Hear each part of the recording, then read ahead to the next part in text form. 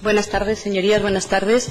Reanudamos esta sesión de la Comisión de Fomento y Vivienda con esta sesión de tarde, en este caso con la comparecencia de la Asociación Pro Derechos Humanos de Andalucía y en su nombre el señor don Pablo María Fernández Herrera, que es el coordinador del área de marginación, tiene la palabra.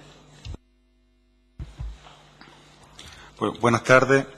Lo primero, agradecer a la mesa de la Comisión de Fomento y Vivienda del Parlamento la invitación que nos han hecho a participar en este trámite, ¿no? Bueno, en este tema para la elaboración de la ley, ¿no? Sobre el derecho a la vivienda, ¿no? Entendemos que es importante que desde aquí se escuche a los movimientos sociales que están trabajando el tema de vivienda en Andalucía, y entendemos también que hubiera sido interesante que antes de aprobarse el decreto también se hubiera hecho este trámite y se pudiera haber escuchado en primera persona a los movimientos que han estado, al movimiento andaluz por la vivienda, que ha intentado parar dentro de sus posibilidades muchos de los atropellos que la población ha estado sufriendo, ¿no? Así, en especial, pues recordar a la gente, por ejemplo, 15M Vivienda Sevilla, que ha hecho bastantes cosas, estos desahucios en Córdoba, Granada y Málaga principalmente. Y bueno, no digo nada de La Paz porque viene detrás nuestra y ya ellos contarán su historia. Pero bueno, que llevamos 2 años coordinados como movimiento andaluz por el derecho a la vivienda y la experiencia que tenemos en este sentido es importante, ¿no? Vale. Entendemos que es necesario legislar escuchando a las asociaciones y colectivos, como estaba diciendo, y entrando ya directamente en lo que nos trae aquí, con relación al decreto ley 6/2013, 9 de abril, de medidas para asegurar el cumplimiento de la función social de la vivienda, queremos expresar lo siguiente. Lo primero sería que consideramos que es un paso importante en la buena dirección para garantizar el derecho humano a la vivienda. En este sentido, pues queremos felicitar que se haya aprobado este decreto ley, ¿no? Por otra parte, consideramos que es un decreto ley insuficiente, y eso es un poco lo que vamos a intentar exponer los motivos por los que consideramos que es insuficiente.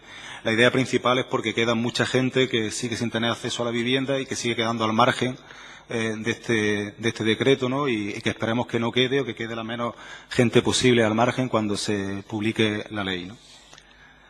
Con relación al decreto, lo que es la exposición de motivos es compartida por nuestra asociación y podría decir también por las distintas plataformas de las que formamos parte, principalmente este movimiento andaluz por la vivienda. Valoramos positivamente la alusión que se hace al derecho a la vivienda como derecho básico en sí mismo y como soporte de otros derechos fundamentales, y la mención que se hace a toda la legislación internacional, ¿no? Pacto, la Declaración Universal de Derechos Humanos, la Constitución, el Estatuto, la Ley de Vivienda Andaluza, etcétera, ¿no? Eso lo vemos interesante. Luego, por otra parte, también vemos interesante la referencia a la obligación de los poderes públicos de garantizar su cumplimiento real de este derecho, incluyendo la función social del derecho de la propiedad privada, ¿no? Como dice la Constitución en el artículo 33. Compartimos también el diagnóstico que se hace de situación que muestra el sinsentido, ¿no? De las 700.000 viviendas vacías que hay en Andalucía, y también compartimos la baja tasa de alquileres que se da en Andalucía y la necesidad de incrementar esa tasa de alquiler, como pasa, bueno, en otros países principalmente europeos. Por otra parte, con relación al contenido del decreto, fuera ya de la exposición de los motivos, primero, valoramos positivamente la definición que se hace de vivienda, porque incluye también lo que nosotros denominamos las viviendas fantasmas, este tipo de viviendas que ahora se han visto mucho después del boom inmobiliario, ¿no? Que se han quedado muchos sitios abandonados, que estaban ahí, que son viviendas que le faltan quizá algunas cosas para poder vivir en ellas, como pueden ser el tema de suministro, pero que por otra parte gente que no ha tenido posibilidad de acceder a una vivienda la han considerado válida para poder vivir ahí, ¿no? Entonces, bueno, eso lo vemos interesante, ¿no? Nos gustaría que en la formulación de la ley, ¿no? Pues en la definición definitiva de vivienda deshabitada se intente de alguna manera evitar que alguna gente, principalmente principalmente algunos propietarios de viviendas abandonan la vivienda y la dejan en una situación lamentable que ya no se puede reconocer como vivienda y que quizás por ahí no entraría como vivienda, pues entonces que ahí se pongan los medios para que esto no pase, ¿no? Bueno, esto sí pasó mucho antes de la crisis, antes de la burbuja inmobiliaria, ¿no? Con todo el tema del centro, de la especulación y todo este tema que se dejó deteriorar muchas viviendas que podrían ser habitables, pero que para especular se dejó en una situación lamentable, ¿no? Vale. Por otra parte, también valoramos como muy positivo la constitución del registro de viviendas deshabitadas. Sí, entendemos y nos gustaría que la ley así apareciera que debe ser público y fácilmente consultable por la ciudadanía. ¿Esto por qué queremos que sea público y fácilmente consultable? Pues para que se visualice la contradicción, ¿no? Que aparece también ya en el decreto de mucha gente, muchas casas vacías y mucha gente sin casa, ¿verdad? Números, ¿no? Muchas veces cuando queremos buscar números no es fácil, ¿no? Los últimos datos, creo que uno eran del 2001 y los siguientes del 2011, ¿no? ¿Y qué pasa entre 2001 y 2011? No había datos y, bueno, pues sería interesante que eso sea público. Vale. Queremos que el registro sea efectivo. Consideramos esencial que que se destinen los recursos humanos necesarios para que funcione este registro, ¿no? Y deje claro la realidad que tenemos. En otro punto, con respecto a los instrumentos para favorecer la puesta en uso de las viviendas vacías, el decreto entendemos que tiene 3 líneas principales: el tema de sanciones económicas, la ayuda a particulares y la ayuda a la rehabilitación. La primera quizás la que más tema mediático ha tenido. Bueno, consideramos necesaria una evaluación de su cumplimiento para con el objeto de destinar viviendas deshabitadas a la aplicación efectiva del derecho a una vivienda digna. Respecto a las sanciones económicas, también queremos que eso que sean efectivas, ¿no? Que no se pueda, lo que ahí aparece como faltas leves, como infracciones leves, se convierta, nosotros proponemos que sean infracciones muy graves, la negativa a suministrar datos a la administración, u obstruir o no facilitar la información o el control de inspección, ¿no? Ahí aparece como leve, parecería que nos da la impresión de que puede haber mucha burocratización, de que la gente intente responder, intente esconderse de alguna manera de esa situación. No sé si me estoy explicando. Entonces, pues que eso quede claro para que se vea que que se está infringiendo el sentido principal de la ley, ¿no? Vale. Con relación al tema de la ayuda particular e intermediarios, también creemos que habría que tener en cuenta lo que ha pasado cuando se ha hecho ese tipo de política otra vez, ¿no? Pues que se estudie cómo han influido esas ayudas, si eso ha beneficiado el tema de la vivienda, ha beneficiado a los propietarios de vivienda, si se han solucionado temas de vivienda con eso, que eso se valore especialmente, ¿no? Antes de dejar dinero público, ¿no? Y que pudiera ser que que siguiera sin garantizarse el derecho al acceso a la vivienda. Y por otra parte, con el tema de la ayuda a la rehabilitación, pues que debería haber también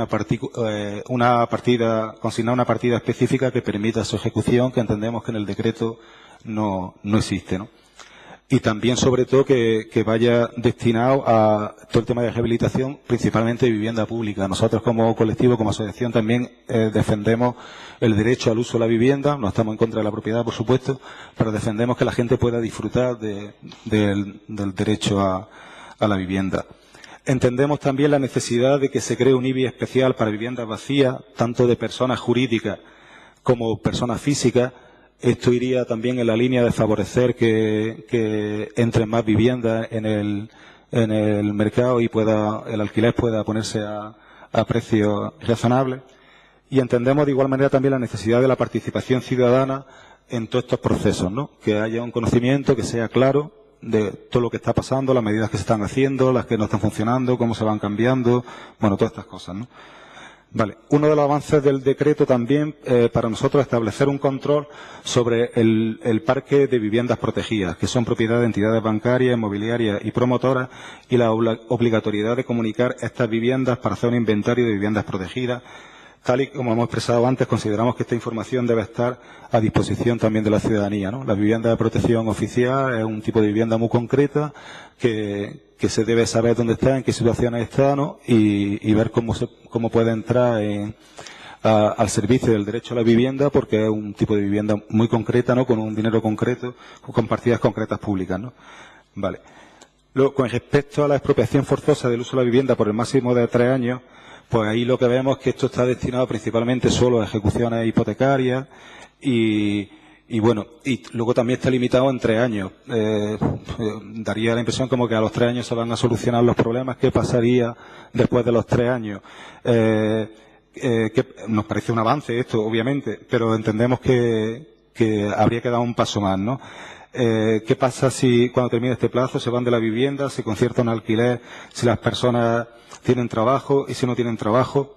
Bueno, pues entendemos que estas familias, pues una vez que pasan los 3 años, ya tenía que estar previsto un sitio ¿no? Una vivienda a la que pueda incorporarse, que para nosotros como colectivo sería principalmente que tuviera un acceso inmediato a vivienda de titularidad pública, ¿no?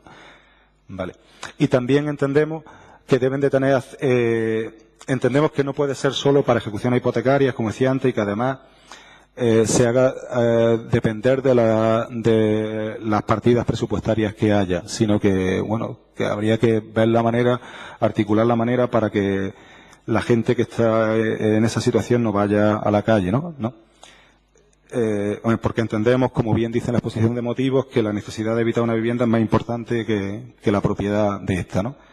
Vale.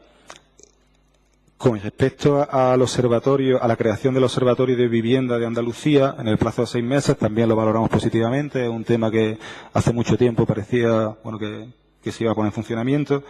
Entendemos que es muy importante que haya participación ciudadana en este observatorio y nos parece una herramienta necesaria, aunque también insuficiente.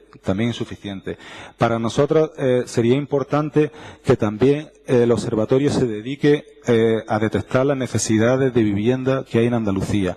Entendemos que los censos de demandantes de vivienda a la mayoría de la gente le ha servido para poco. Han sido unas listas, han sido unos trámites, han sido unos papeles, pero que al final la gente mucha gente no ha acabado accediendo a una vivienda por ese camino. Entonces, entendemos que bueno, todo esto jugaría mucho todo el tema de la proximidad. Los ayuntamientos saben realmente la necesidad de vivienda que hay, independientemente de lo que diga el censo de demandantes. Lo ideal sería que estuviera lo más ajustado posible el censo de demandantes a la demanda real que hay de vivienda. Pero que también se podría, no sé, si hay una zona donde hay un asentamiento chabolista y nadie demanda, pues está claro que hay una necesidad de vivienda, aunque en el censo no figure. Entonces, pues tener toda esa visión general, ¿no? Y, bueno, pues para hacerse cargo, ¿no? del tema que nos preocupa, que es el tema del derecho al uso de la vivienda de toda la población, en este caso andaluza. Y entendemos que es bueno que estén los colectivos sociales y bueno, esta idea, ¿no? Y ahora, esta sería un poco más o menos como la primera parte, que va más directamente a lo que dice el decreto. Y en esta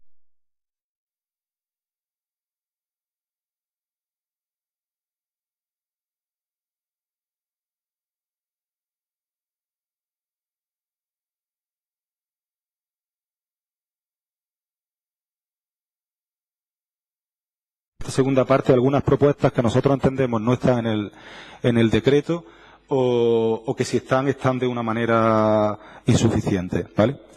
La primera tiene que ver con el tema del chabolismo, ¿no? Nosotros como asociación surgimos en el 90 y es un tema continuo, ¿no? Sobre todo en Sevilla, bueno, en todos los sitios, pero principalmente en Sevilla, la lucha contra el chabolismo.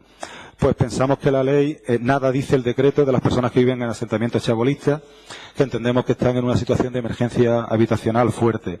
Nuestra propuesta es que la ley recoja y haga los cambios pertinentes para que se pongan en práctica los distintos planes de erradicación del chabolismo que se han aprobado, principalmente a nivel andaluz, el que se aprobó el 25 de noviembre de 1997. Que, bueno, ahí ese plan decía que haría que siempre y cuando la partida, cuando hubiera dinero, y como parece que no hubo dinero, incluso en la época de bonanza, nunca terminó de ponerse en práctica. Por eso pensamos que se debe de incorporar este plan, actualizándolo en la medida que sea necesario, porque no es exactamente la misma situación, y que se le dote de las partidas presupuestarias necesarias. También creemos que es importante tener en cuenta el informe especial de la Oficina del Defensor del Pueblo de 2005 sobre la situación del chabolismo en Andalucía, donde vienen muchas pistas, a nuestro modo de ver, bastante interesantes, con experiencia de cómo se ha erradicado el chabolismo o cómo se está erradicando en algunas zonas de España, ¿no?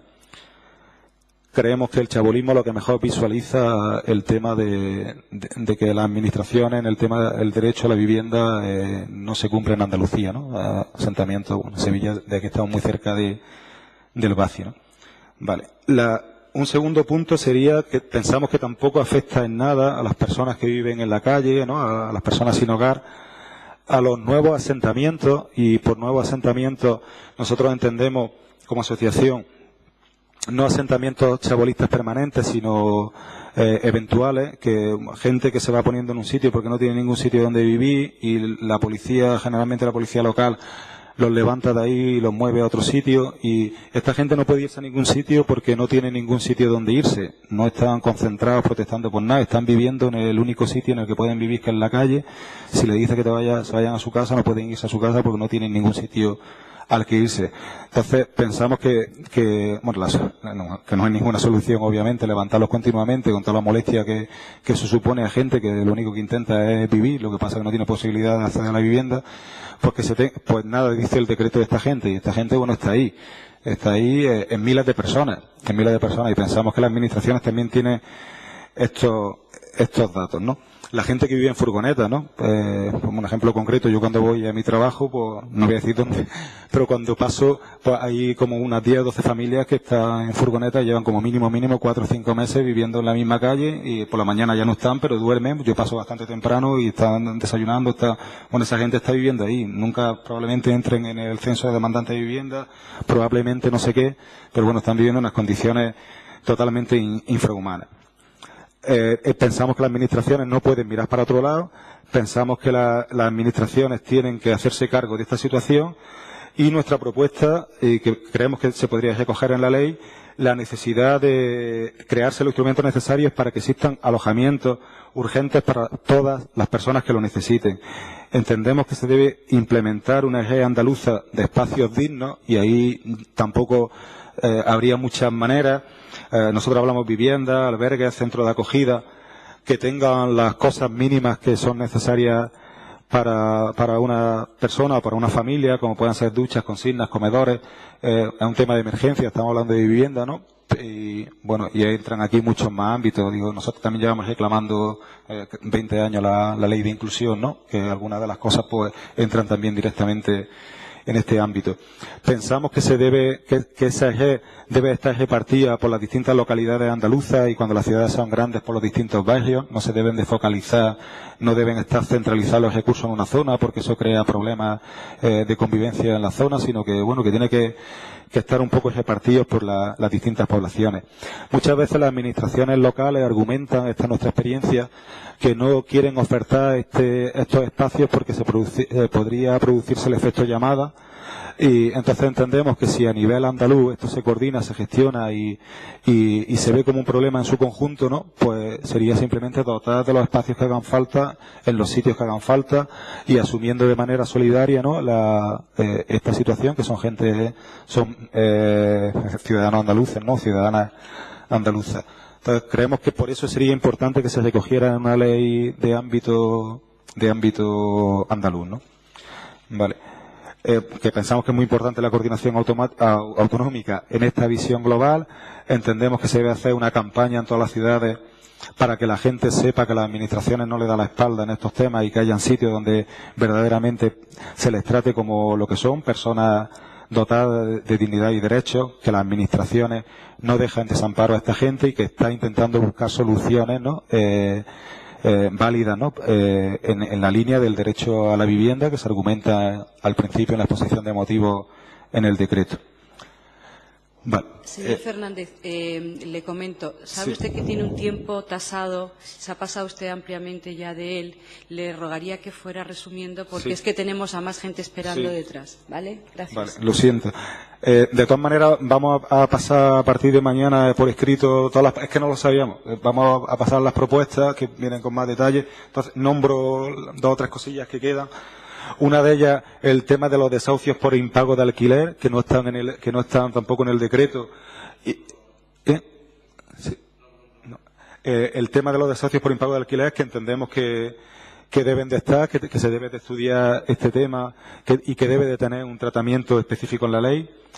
Luego también el tema de qué pasa con las personas que ya fueron desahuciadas y viven sin vivienda y con deuda, que creemos que tampoco está en el decreto y que también merece una respuesta, ¿no? Son, sin duda, bajo nuestro punto de vista, los que más han sufrido las consecuencias de esta historia en la que estamos, de la burbuja inmobiliaria. Luego, ¿qué pasa con las personas sin recursos que nunca pudieron emanciparse, especialmente la gente joven? Pues también pensamos que tiene que tener una respuesta. Y un punto para nosotros quizás especial, el tema de las ocupaciones, realojo. Yo tengo frenillo, ¿vale? Realojo y correala, eso ya está claro. El tema de la ocupación es realojo y correala. Entendemos que la ciudadanía, individualmente, colectivamente, en un momento dado vio que la administración le daba la espalda e intentaron explorar caminos nuevos que para nadie deseables, no exentos de un montón de riesgos y unas situaciones bastante angustiosas, pero la gente lo hizo por la necesidad que tenía. Entonces, entendemos que esta gente tampoco puede quedar en desamparo. Yo creo que las administraciones deben de atender a esta gente, acercarse a la gente que ha ocupado, que se ha realojado y escuchar cuál es su problemática. Probablemente haya alguna gente que ha ocupado que vive del cuento y habrá que decirle que vive del cuento. Pero hay mucha gente que tiene un drama detrás y que habían hecho todo lo que le marcaba a todas las leyes, habían ido a todos los sitios muchas veces y nunca le dieron ninguna respuesta. Y ese tipo de personas también están en algunas de las correalas y en algunos de los realojos, ¿no? Y lo último ya, el tema de los suministros básicos. Entendemos, el decreto no dice nada para garantizar los suministros básicos, principalmente agua y luz. El derecho a la vivienda incluye, obviamente, esta necesidad de luz y agua. Pedimos que se restablezcan los suministros a quienes se les han cortado y que se les den los suministros con un carácter de urgencia o provisional a la gente que no tiene suministros por temas burocráticos, por temas de licencias o cosas de este tipo.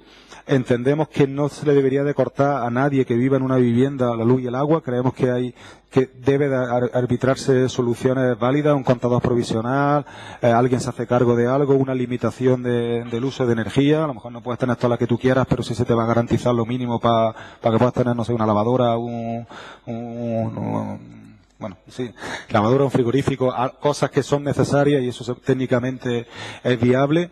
Y creemos que eso se debería de hacer, porque también, por la situación que hay de paro, ¿no? 1.473.000, ahora un poco menos, el 36,87%, todos estos datos. Y ya está. Y a modo de conclusión, pues que nos parece que el decreto es un paso importante en la buena dirección, que vivimos en un momento que consideramos inmejorable para cambiar las leyes, porque hay una conciencia social importante y también pensamos que debe de haberla y nos consta que la hay por parte de algunos de los partidos políticos. Pensamos que el Parlamento no puede dar la espalda, como decíamos antes, y que tiene que trabajar en la línea que quizás esta crisis puede ser un buen momento para salir de aquí con este tema solucionado, ¿no? Que es imprescindible desarrollar una legislación que realmente sea efectiva para acabar con el sinsentido que tenemos de vivienda y así. Y ya está. Y por último, pues la necesidad de escuchar, como decía al principio, a los movimientos que están trabajando en este tema. Pues muchas gracias. Muchas gracias a usted. Por el Grupo de Izquierda Unida tiene la palabra la señora Nieto. Buenas tardes, gracias, presidenta. Agradecerle enormemente en nombre del Grupo Parlamentario de Izquierda Unida las aportaciones. Efectivamente, el sentido que tienen estas comparecencias de los agentes sociales, de los colectivos sociales que conocen bien la problemática de la vivienda y las consecuencias sociales de la crisis económica es enriquecer el texto de la ley que finalmente verá la luz.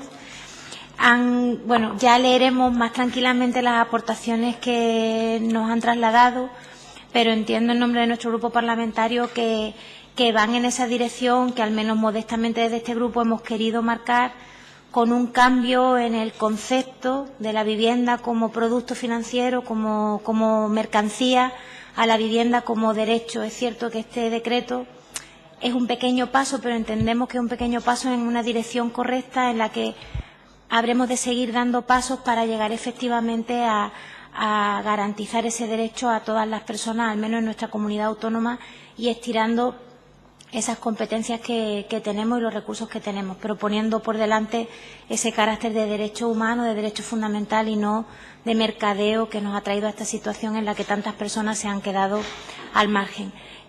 Veremos sus aportaciones con muchísimo interés y esperemos que el producto final, el decreto final, sin ser ni mucho menos la panacea, bueno, pues nos acerque más a ese objetivo que perseguimos. Muchas gracias.